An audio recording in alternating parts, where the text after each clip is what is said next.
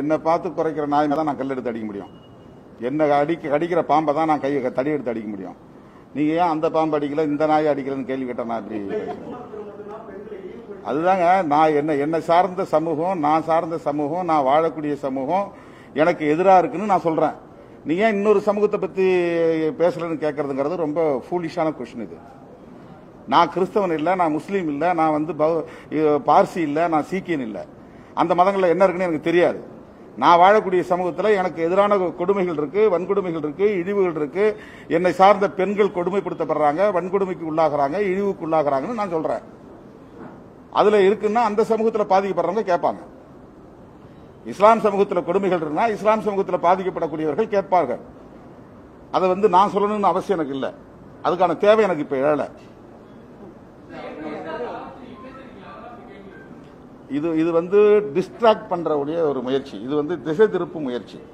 நான் என்னை சார்ந்த சமூகத்தில் நான் சந்திக்கும் பிரச்சனைகள் குறித்து நான் பேசுகிறேன். பெரியாரும் அப்படிதான் பேசினார். அவர் ஒரு இந்துவா இருந்ததனால தான் அவர் பேசினார். கிறிஸ்தவனா இருந்திருந்தா அவர் பேசிக்க மாட்டார்.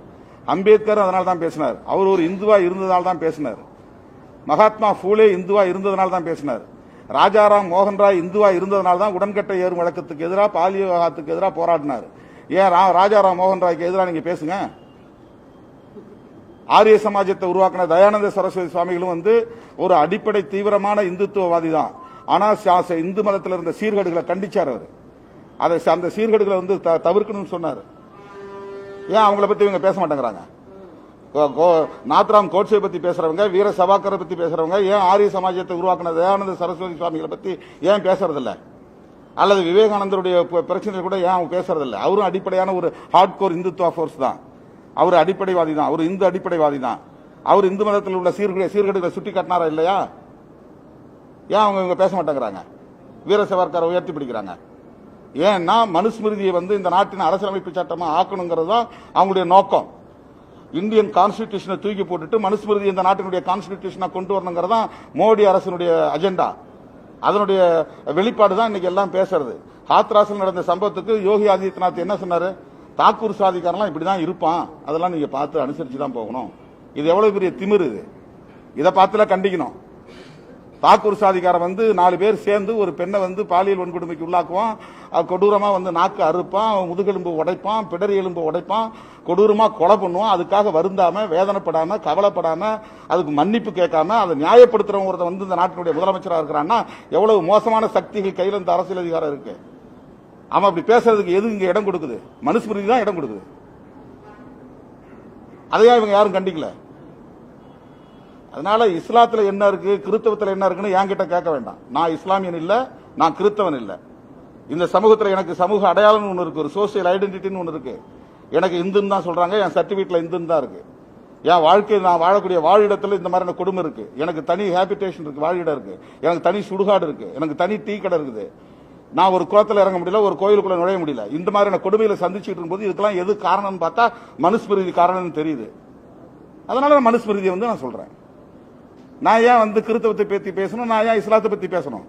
இது வந்து அப்பட்டமான முட்டாள்தனமான திசை திருப்பு முயற்சி. இது